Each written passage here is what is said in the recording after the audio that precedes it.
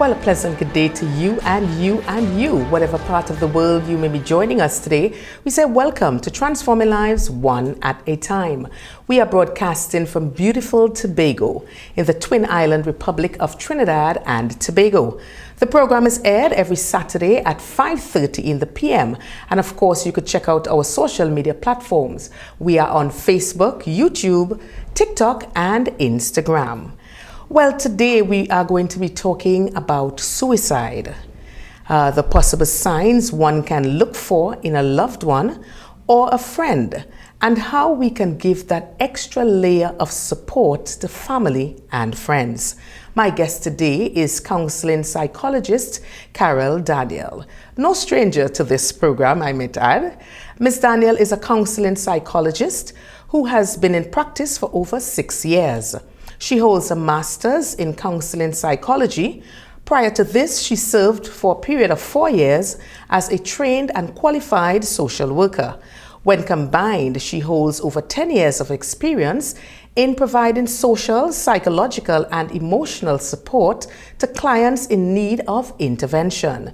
Ms. Daniel has provided therapeutic and counseling support across a diverse client population, inclusive of adults, couples, children, families, and groups. She is the founder and manager of Inner Healing Counseling Center. Ms. Daniel, always a pleasure having you. Welcome once again. Thank you very much. Thank you for having me. Yes. Well, Ms. Daniel, over the last few years and within recent times, the past few months, we have been seeing an escalation in the suicide rate. People of all ages falling prey to ending their lives. Mm-hmm. It is an extremely troubling development, and I would like, for us to provide ways that we can be able to treat with this issue. Firstly, when an individual has suicidal thoughts, is it as a result of mental illness? No, it may not always be regarding mental illness. Now, there are times where persons have mental health conditions such as depression, anxiety, even certain psychotic disorders like schizophrenia or personality disorders like borderline personality. However, there are situations like extreme stress, like loss, trauma, even isolation that can result in suicidal ideations. So I think it's important for persons to note that, it's not to go directly to mental illness, but really see it as a person in need of help and support and in great pain. Right. Well, let's talk about the importance of getting rid of the stigma of the disease we refer to as mental illness. So the first thing that comes to my mind is education. We need to build the awareness of citizens, of people, that even mental health is not mental illness. So mental health is more so an individual's holistic functioning. It takes into consideration the psychological, the emotional, the social, the physical, even the spiritual components of an individual.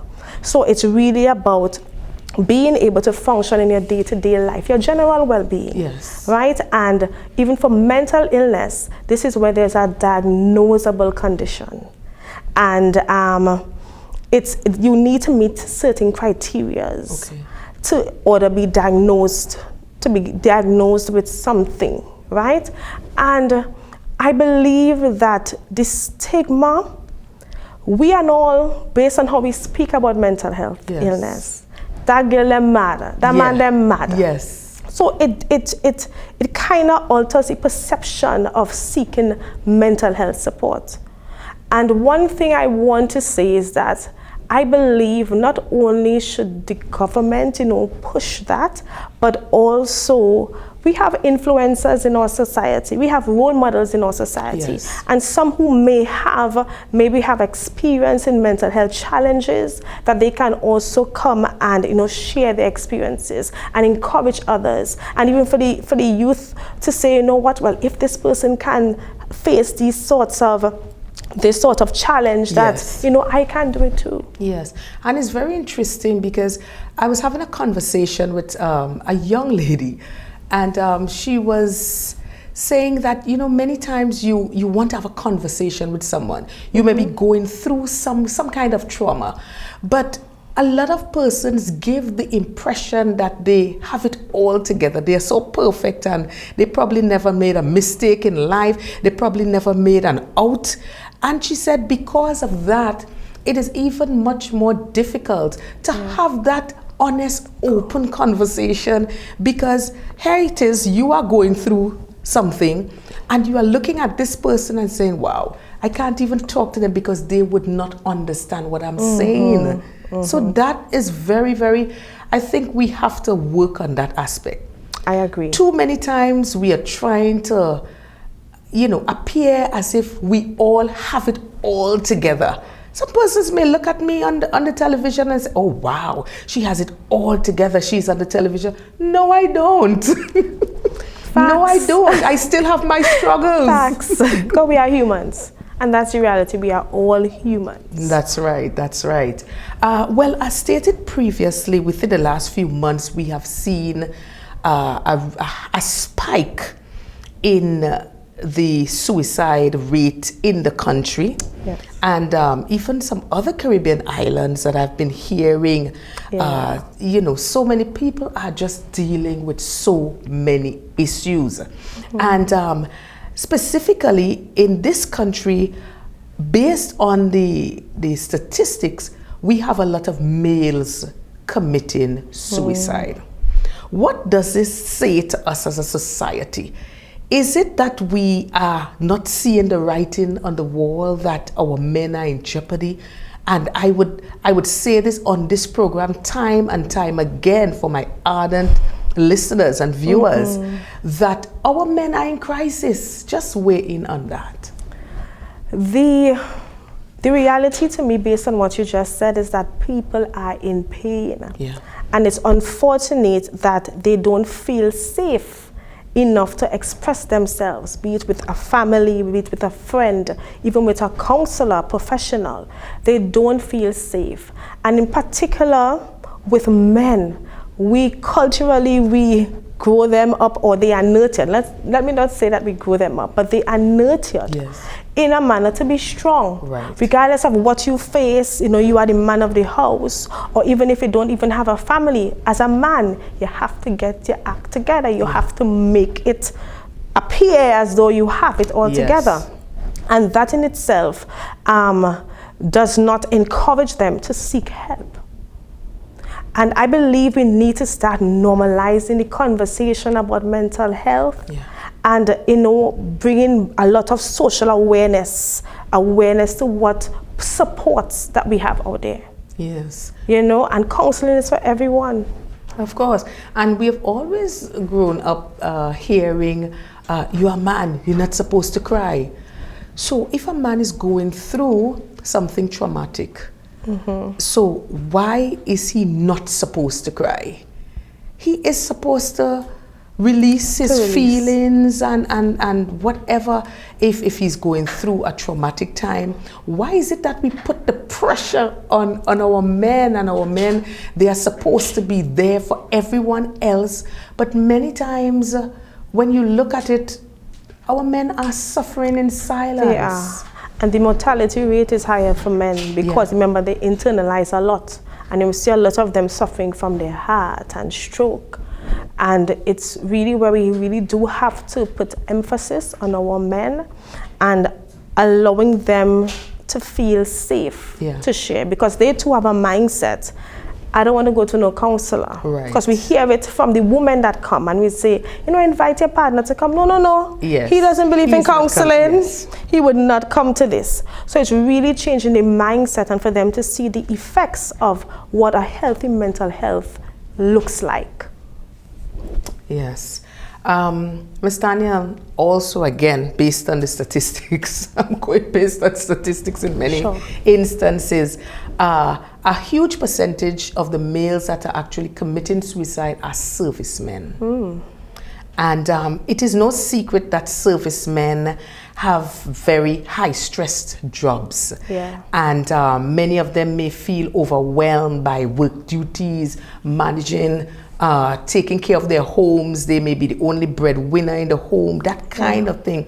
How can we step up our game to provide better counseling and support for these servicemen, which I would call high risk men? Now they are exposed to a lot of, I would say, trauma and very, maybe sometimes gruesome sights based on if it's police or the military, you know, so psychologically it could take a toll on you.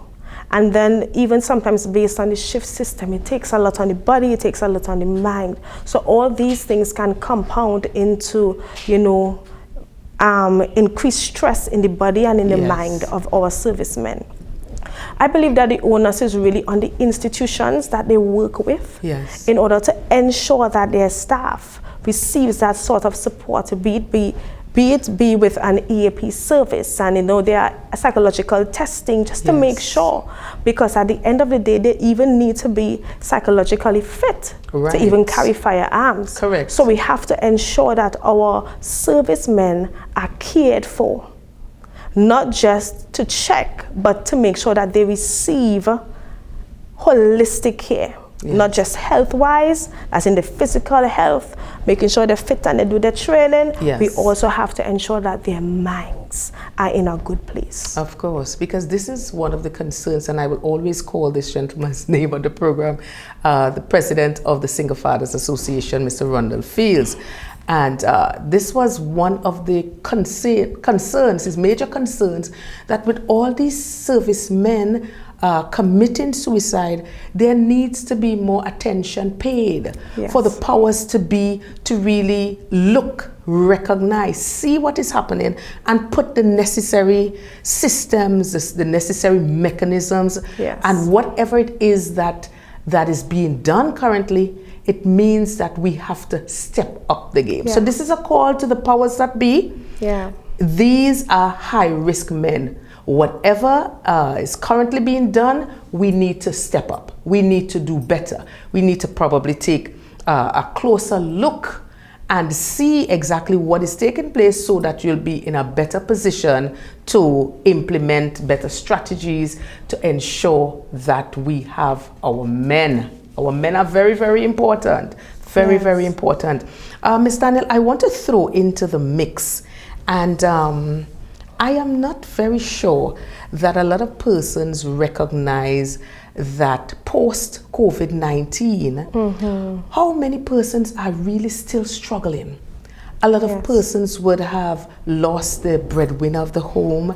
A lot of persons would have lost their businesses. They would have lost their jobs. And they are still reeling from the effects financially, emotionally, and plenty of the alleys. And I believe that a lot of persons are not really aware.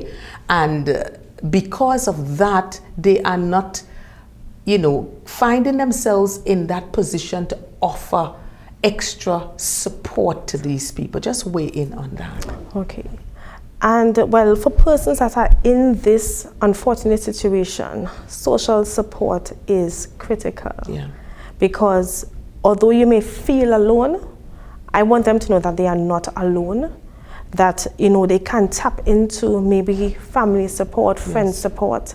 I know not family support may not always be the healthiest. However, there may be one or two, maybe a cousin, someone, a godmother, a godfather, a great grandparent, somebody that you can lean on, that you feel safe with, that can give you that type of support. We have even faith-based organizations. I know they give a lot of support, of course. You know, and NGO organizations. We have social services support, counselors, even social workers that are there to serve them.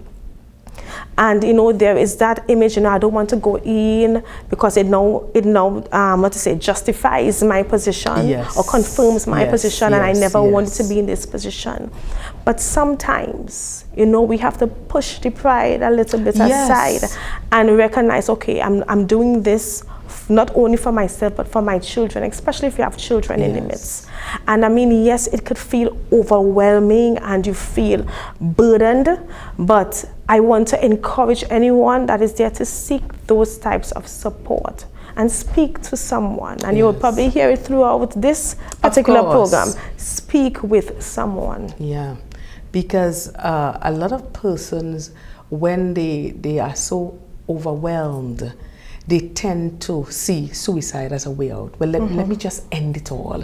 This doesn't make sense. I am the man of the home, or, you know, I'm the breadwinner and I probably lost my job. I probably can't take care of my family. Because remember, men in particular, men were born to win. And when a man isn't winning, or when a man isn't able to provide, able to provide, he feels so, really, really low. So we have to just be there as an extra support system to encourage. Suicide is never the way out. It's never the answer. So yes. And I wanted to say that most times with suicide, it's not a matter of ending life, but it's a matter of ending the pain. Yes. And it's to recognize. You should say that again. With suicide, it's not so much as ending life, but it's about ending the pain. And it's to recognize that pain is actually temporary. Yeah. It's not permanent. Because seasons change, things change. Yes. You know, support can come in areas that you never believed that you would have received support from. Yes. And I want persons to know that what they feel, it's real, but it's also our emotions are temporary. They come and they go. Yes. I want to zero in on the growing number of teen suicides, which has become extremely disturbing. We know that our youth, they are faced with so many issues that sometimes we don't really grasp. They may be dealing with the changes that is now taking place in their bodies. They're dealing with peer pressure. Some may be dealing with bullying. Some may be dealing with parents having certain expectations and they wanting to, not to disappoint their parents, disappoint their teachers, disappoint granny and grandpa, that kind of thing. So we have so many issues that affect our young people that many times we don't really realize the seriousness of it. Yes. And I want to find out, how can parents and even teachers be more discerning as they continuously interact with our children? Okay, so for parents and family members, what I would say is, one, you have to know your child's world, right? You have to know their friends. You have to know even what they use, what apps they use. Yeah. Because most times after like a suicidal attempt or even suicide, when you check the person's devices, you recognize they have been searching or asking questions about suicide. Okay. And it's also knowing what are the pressures that my child may be facing. Is it that they're finding difficulty in school and whatnot? Now, for the teachers, on the other hand, they would generally know the behavioral patterns of their students. And you would know that, okay, a child may be looking down, or a child maybe it's not responding well or failing grades. You recognize that this is a A style or a child or a B child. And I'm seeing that this child is just slipping in grades. Yes. So then an investigation, like, what's happening? And for the home, I would say there are a lot of teenagers that live in toxic environments. Yes, true. And this plays a major part in the mental health of the teenager.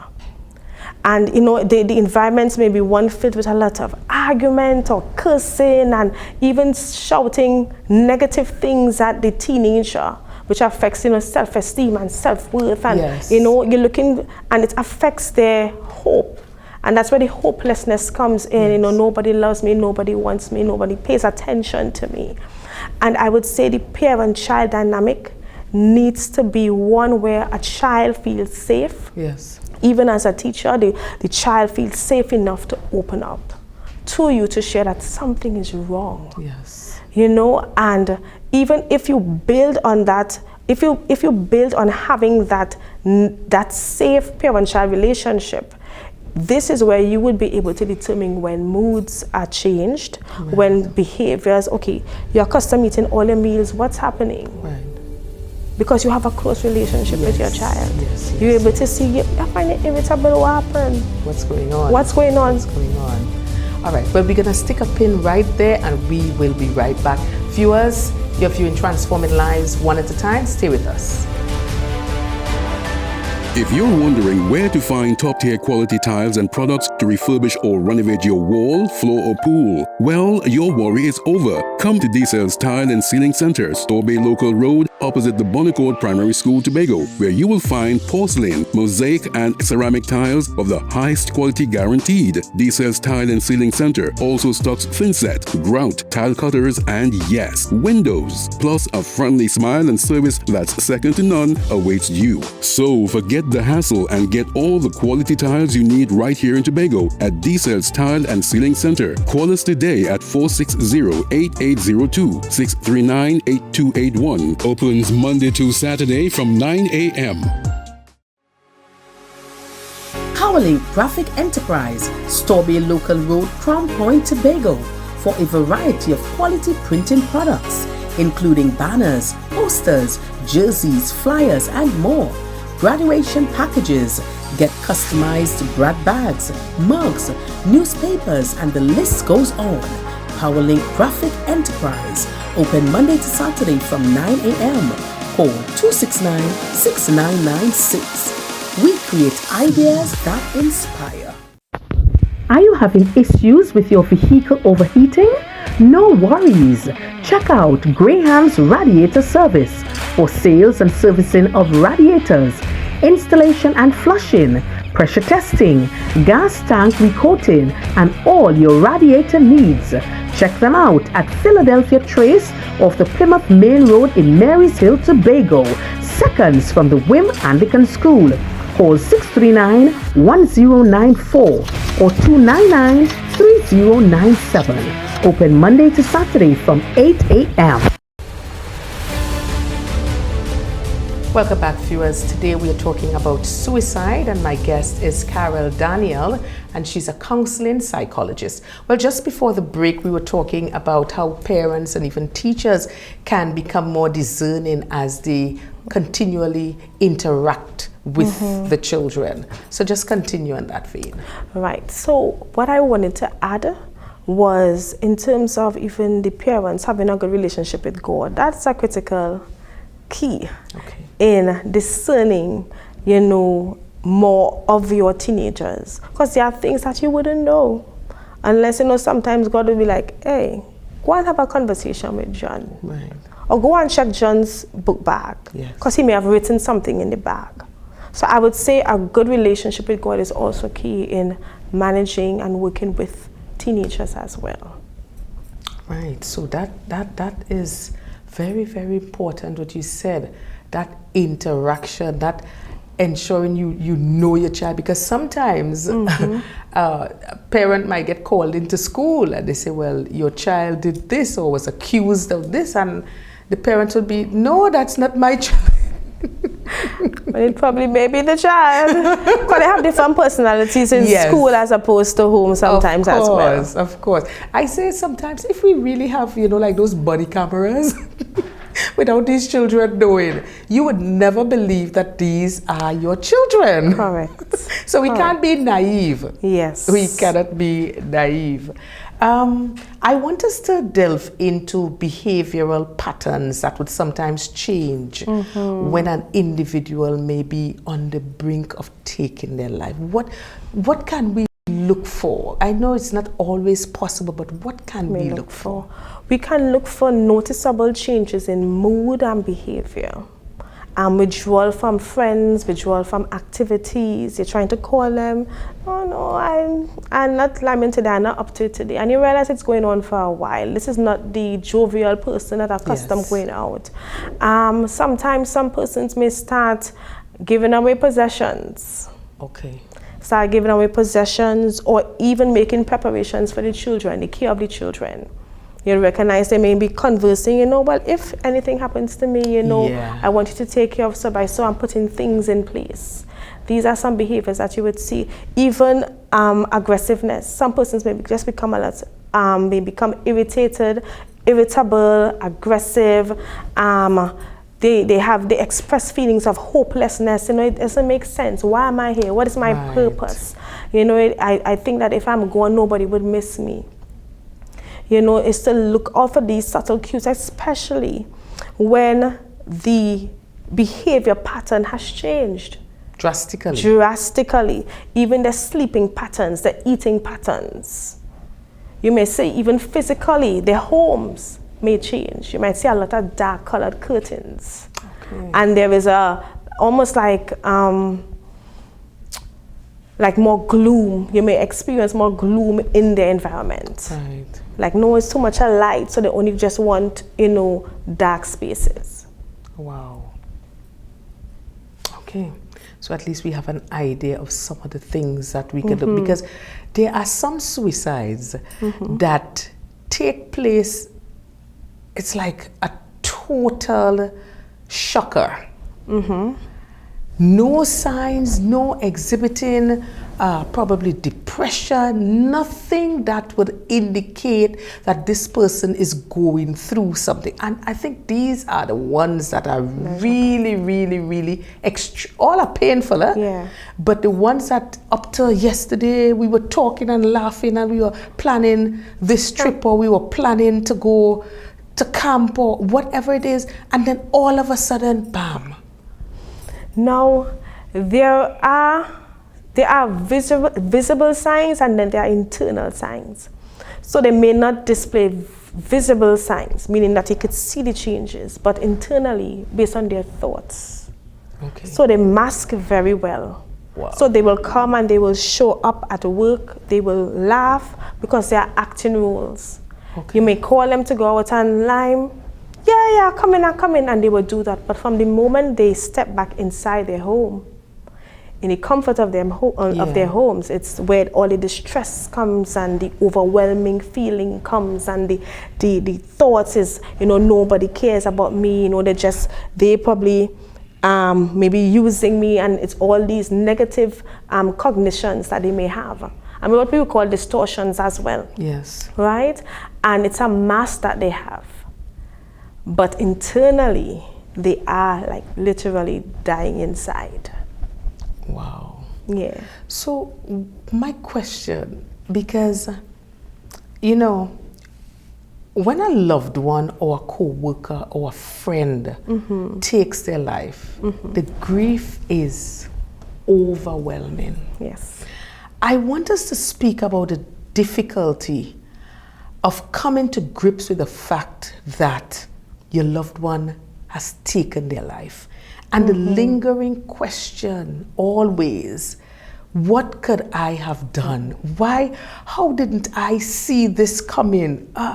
Is it that I wasn't alert enough? Is it that I was probably too busy and I missed a call from them and I didn't return the call? And the what ifs, and how can you really come to grips?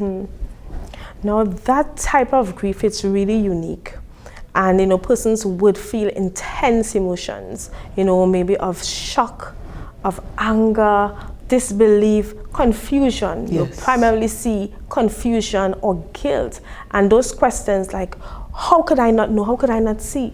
How come it didn't come to me? I thought we were good. Like, what happened? What has happened? And it's, as we explained before, there may be internal signs. Yeah. But outwardly, it was not, they weren't there. And I want for persons to also know that you cannot address what hasn't been told to you or what hasn't been expressed to you. You cannot address what you don't know. Yes. Because sometimes you have that guilt. That guilt. I think maybe I was a bit hard on her today. Or, maybe I was a bit hard on him and he told me he wanted to do this and I told him he couldn't. Those things are natural, and those things are natural. And I want persons to know that too. Yeah. It's natural to have all these questions, to have all these concerns, because it's a mixture of the emotions plus the thoughts. And have compassion on yourself even during this journey. There may be things that you may not understand, and for you to even seek your own help or counseling if need be. If it's becoming too much, I want to tell persons, seek help, so that even within therapy you are able to like pull out the thoughts, pull out the fears, pull out your anger, and you're able to really express yourself in a safe environment, and where you can really let go. Because even for the remaining family members, there are some that have to now be strong for the rest of children or for the rest of family members, and they are trying to grapple with everything. So everyone in that process grieves. Co-workers grieve. Family, friends grieve. And to have compassion on yourself. There are just some things we may not understand. But know that you can have that support to help, to help reduce your distress. So let's say a loved one commits suicide. Is it that I'm just looking at the best time for actually counseling? Okay. Because sometimes somebody, it just happens and you're trying to process it, you're trying to come to terms, you're trying to, as you rightfully indicated, you're confused. I'm not sure what's happening here. Am I dreaming? So best case or best practices would be not until maybe 3 months to introduce therapy or counseling, because at this time, this early junction, today, like say it happened today, and by tomorrow, you want to maybe start counseling, it would be too soon. And you could actually place harm or do harm to the person, because they have to also find their own rhythm in the grieving process. So it cannot be rushed. It cannot be rushed. It's on the individual's time, and we have to give the professionals, we have to give them time to grieve.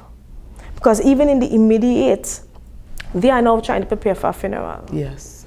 So there is no time now for counseling. They may be seeing your face, but they're not hearing anything you are saying. Right, yes. Because their mind is still coming to terms with the reality. And that's a challenge in grief, where your mind is trying to come to terms with the reality and to the pain that you feel in your heart. Because you're now trying to grasp the reality that your loved one is no longer here. And you have to live a life without them. So even rushing into therapy can be more harmful than good. So it's to give the person the space. Now, there are some persons that may progress maybe negatively in grief.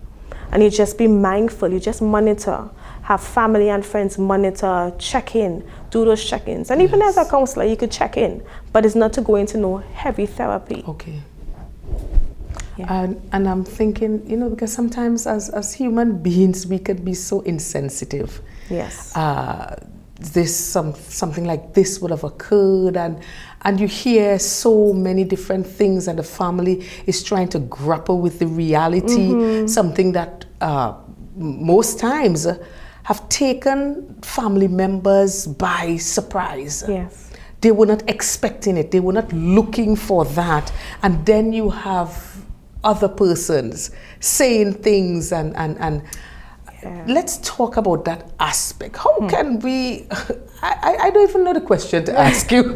Well, in terms of, based on, the society that we live in, there would always be rumors, and there would always be persons saying things that they don't know, right? And at this time, for any family member who is experiencing this, your focus is on your health. Your focus is on your family members, your other family members, the children that are involved, your spouse that is involved. Your focus and your priority is ensuring that your family is safe. Okay. Regardless of the naysayers and who would want to say or judge you, is that your priority now is on self and your loved ones around you. Yes, I like that. Truth be told, Ms. Daniel, we have many times individuals who are navigating a rough period in their lives. And many persons actually suffer in silence because they don't want persons in their business, so to speak. You know, we sometimes we are proud people. Yes. We may be going through a situation and I don't want you to feel, well, okay, I can't handle my issues or I can't handle my stuff. I don't want the pity. Yes, the pity. And then I don't want everybody in my business, that kind of thing. And it goes for family members, it goes for the wider community. But how can we encourage persons to see the bigger picture, that by them facing their battles alone, it could actually jeopardize their life? Yeah. Because I always say, whenever you're going through something, whatever it is, there must be at least one person you can talk to. Must. Even if you can't talk to mommy, because I was having a conversation with a young lady quite recently, young schoolgirl, and you know, she was saying, she said sometimes she's going through her little problems and she cannot even speak to her mom. You know, because it's like mommy just doesn't understand, or she would not understand. So how can we, you know, encourage persons to find that one that they can be able to have an open conversation with? Okay. The reality is, in this life, we were not created to live alone. God created Adam, he ensured that he had a helpmate, right? Right. He didn't say, Adam, you go ahead, you go by yourself. We need people. Yes. And we need each other for support. And I too believe that there is always one. Yeah. Even if the one is not family member, right? Even if the one is, you know what, I will just go and talk to my counselor. Yes. At least you have an avenue in which you can express yourself. Correct. And by the way, even in therapy, we would help you build a support system. Okay. Would help you to navigate and be able to identify persons that you know you can count on in your support system. Yes. Because the issue is really trust. Yes. I was just thinking that. Trust is the issue. The issue is the trust. Not being able to trust persons, being vulnerable with persons, and that they would safeguard my information. So even we as people, we need to become more trustworthy with the information that others share with us. And generally as a society, you know, we can really be unkind to others and say very negative things. Yes. But even just a call, a text, these things can help. And I'm not saying like the good morning forwards. Right, yes. Like something more personal. Like, precisely. I was thinking about you today. How are you doing? Is there anything I can help to support you with? Or even directing persons to resources. Yes. That helps in building community. Right? And even for anyone who believes that, you know, I have to fight this alone, I have to do this alone, it's just me alone, I can't trust nobody. Yeah. There is always one. And I want you to search within yourself, search within, around you, the close persons around you, sorry. Yes. There is one. Always. There's always. at least one. And even as we spoke about trust, that word trust is so, so important, because remember, when somebody is coming to you with a situation, Yes. they're not coming to you because they really want you to know their business, you know. In their mind, they know that they're in a position that they need help. Yes. They need help and they are reaching out. And we have got to recognize that for someone to come to us, we have to be mature enough and realize, listen, this person needs help. This person is reaching out to me for help. And if it is that you cannot help, please just... Or direct them to somebody who someone can. else. Give them some resources, share with them different help lines, whatever it is that you can to help. Precisely. Rather than share the story around. Exactly, because sometimes somebody comes and speaks to you in confidence, and by the end of the week, it's on the family chat. If I wanted it on the family chat, I would have put it there. But I've come to you because I have a certain level of respect and trust for you. And when that trust is broken, you find you have a lot of breakdown. And we have, listen, when persons come to us, we have to recognize that they are coming from a place of vulnerability. Yes. And we have to understand and appreciate that they did not have to come to you. So if they come to you, please do the proper thing and keep that information and guide them in the best possible way. Throwing that in for free. I'm not going to charge you for that, okay? I like that. Yes. So, Ms. Daniel, it would be remiss of me. I think we're going to take a break. I think we're going to take a break and we'll be right back. My director is right here, you know.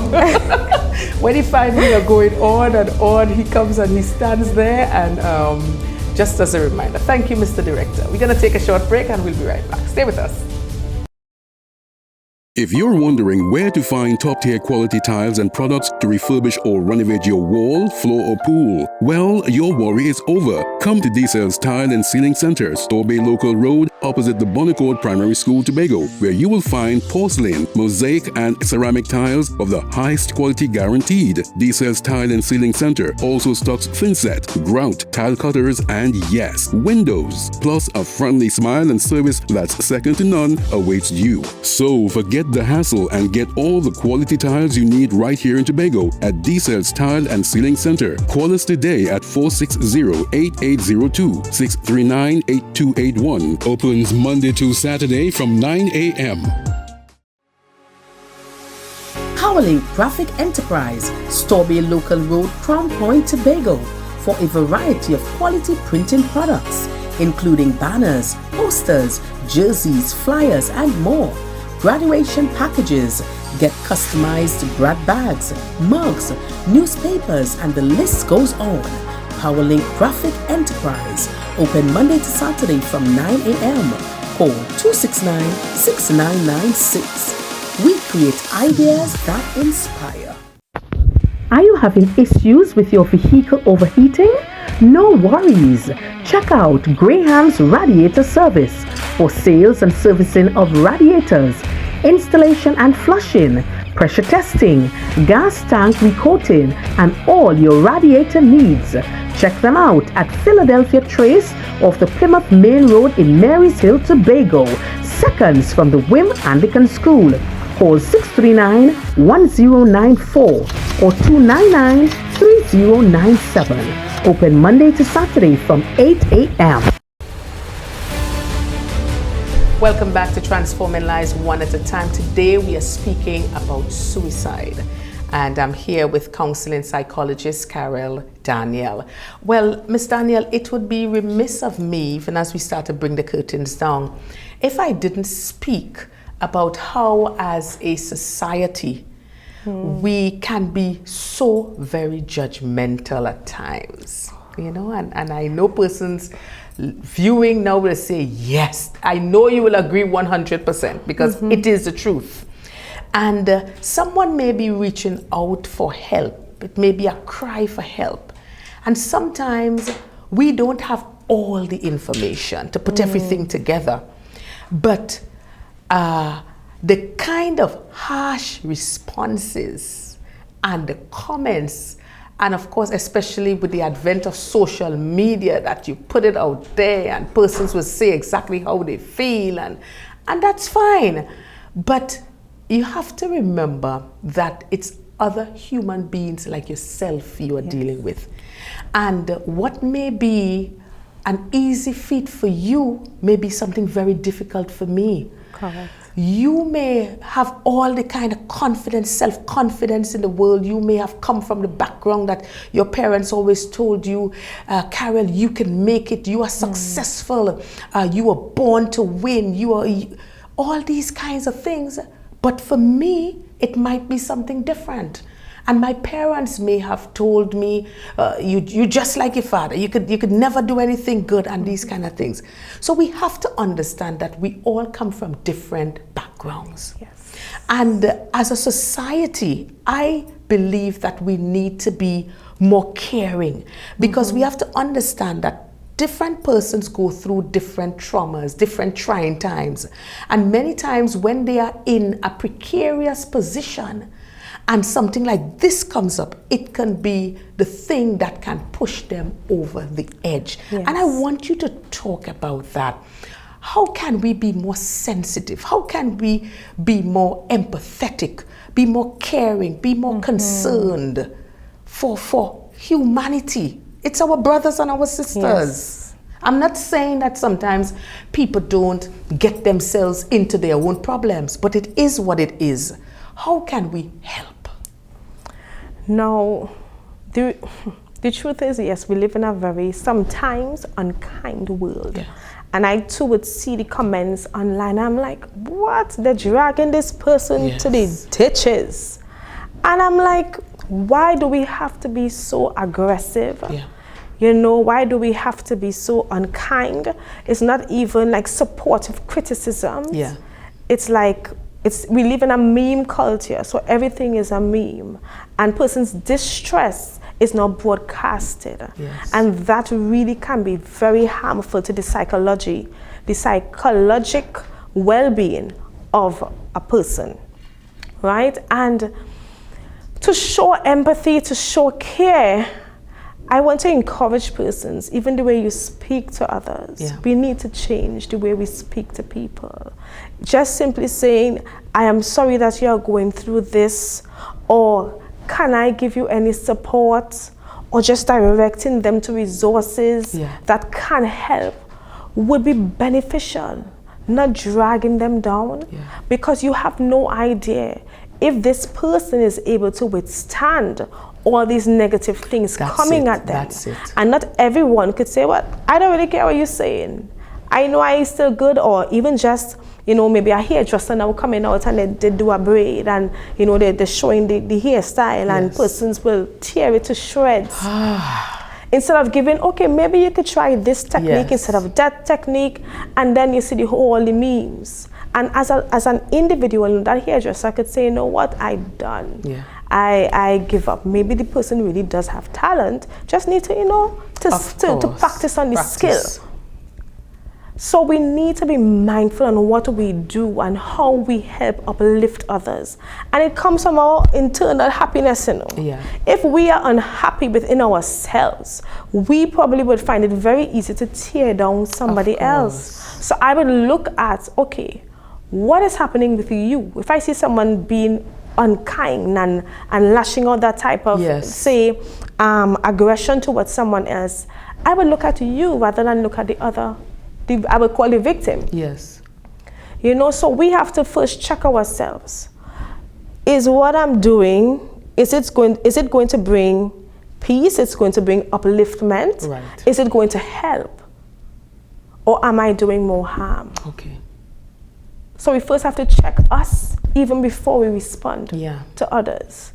And ensure that when we do respond, it's out of empathy, it's out of compassion, it's out of care. Because at the end of the day, this person could have been your mother, it could have been your sister, it could have been your brother, it could have been your son, it could have been your daughter. It could have been somebody close to you. True. And it just reminds me of the golden rule. Do unto others as you would have others do unto you. Yes. Whatever you don't want for yourself, don't give it to someone else. Don't do it. You would have wanted someone to probably say a kind word. Well, I know you're going through a rough period now. I want to encourage you that, you know, you can still make it. Just try your best to make better decisions going forward. Yes. You say that and that person would receive that. But why are they always making them bad choices? And we know they're making bad choices, you know. But remember, these people are already, you don't ever beat a man when he's already down. Much was salt in the wound. Oh my gosh. Yeah. There are some persons who would come on social media and they would give words of encouragement. And I always look at it, I said, wow, yes, this person has a heart. Yes. Because if you don't have, remember, it's only if you have something you can give it up. Yes. Because we talk about showing empathy, we talk about being kind, we talk about even being mannerly. If it is you don't have it inside of you, ain't no way you could give it. You can give it out. So we have to definitely keep that in mind. For persons who now feel a deep sense of hopelessness, what are some keys that they can implement to restore that hope again? This is a difficult question, but I will try my best. And why I say difficult, because when persons reach to this state where they only see a negative picture, that's why the therapy will come to try and rewire the brain in terms of how you see. It's like wearing a glasses that is cloudy. Yeah. And the therapy is able to clean it away, because you would only see the world as dark and negative. So someone who does feel that level sense of hopelessness and maybe deep sadness, one, I would want to recommend that they seek some professional counseling. But even as you do, I want you to remember that your life does matter. Yeah.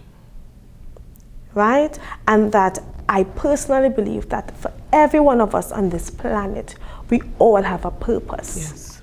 And sometimes life takes us down maybe a little rocky road that can seem very dark and lonely, but there are people who have flashlights that are able to come and say, hey, I like that. Let me hold your hand and walk. Yes. Let me shine the light, and I can point you into a better road, a better pathway, a better direction that will better suit you, to help you along the way. Yes. Because we were not created to walk this road alone.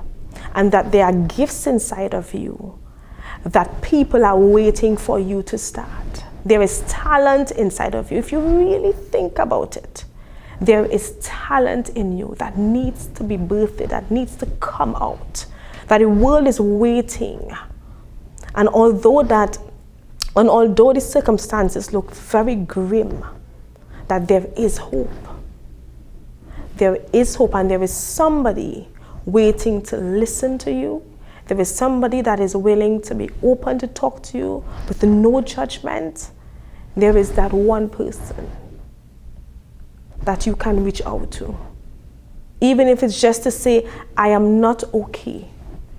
And they will do the necessary in terms of call, text, check-in, something. Yes, indeed. Well, Ms. Daniel, as we begin to wrap up the program, I want you to take the opportunity today to speak first of all to family members who have lost someone to suicide. They are still in confusion, even if it's months ago, days ago. They are still asking the question why, and they just want, as it were, some form of closure. Speak to that person today. Okay. So I am deeply sorry that you are going through this type of pain and this type of grief. And I am really sorry that you have to go through this. Grief in itself takes time. And what I want to share with you is to have compassion on yourself. There will be questions that I won't be able to answer, you won't be able to answer. And that in itself is also okay. Have the support of family, of friends. Do not isolate yourself. You do not have to walk this journey alone. You don't have to go through it alone, because I am sure that there are persons around you that care for you and that will seek your best interest. And it's also a time for the family itself to come together and to heal, to come together and to support. And support doesn't mean, well, I'm grieving too. Yes, it could just be in your presence. It could just mean that even if family members come and they just talk about, their own concerns, their own worries, their own fears. Those are expressions, those are ways that you all can try and heal and to get some of those questions, because right now the mind may be utterly confused. And I would say, give yourself time Don't rush into anything. Don't rush into your healing, but give yourself time to grieve the loss of your loved one. And do not isolate yourself, but seek the support of others around you. Thank you. Also, I would like you to take the opportunity to speak to that individual today who is at a breaking point in their life, sometimes at a crossroad, but it seems like, I don't think I want to continue on this journey called life. Yeah. And they are actually contemplating suicide at this point. And they're probably just switching through channels, or they're probably seeing something on Facebook, on YouTube, and then they stop. Because they're hearing you saying something and speaking to them, because this is where they are at this moment. Speak to that person today. Okay.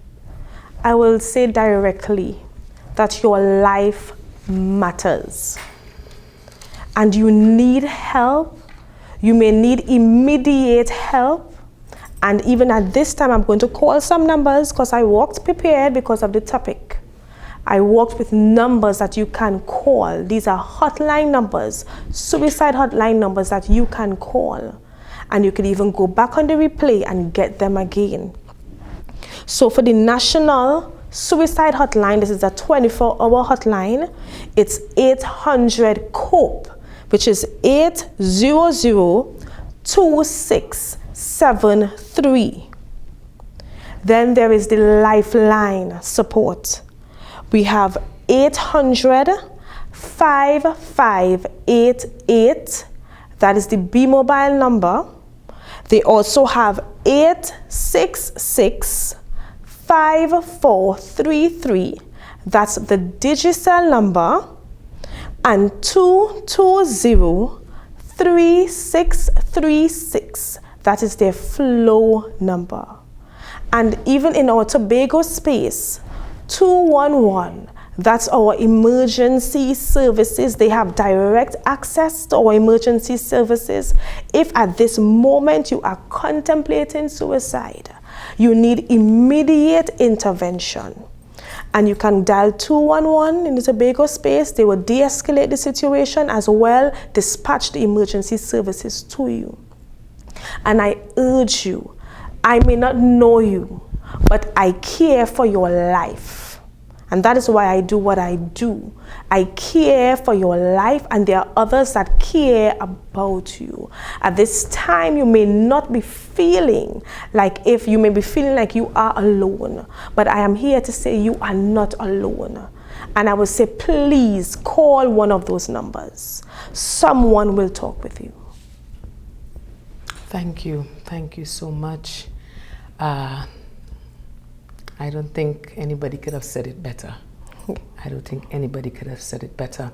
Well, I want to sincerely thank my guest, Counselling Psychologist Karelle Daniel, for really giving us some insights and foresights as we assist others and our own family, our friends, our loved ones, our relatives, our co-workers in the battle against suicide.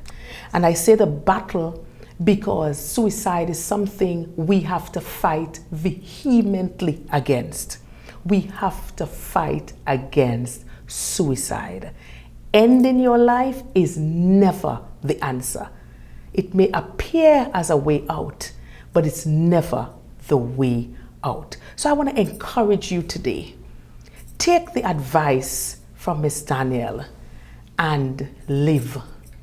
Live in spite of whatever you may be going through, the circumstances life may be life in, but you need to live. Viewers, well, that's how we wrap up today's program.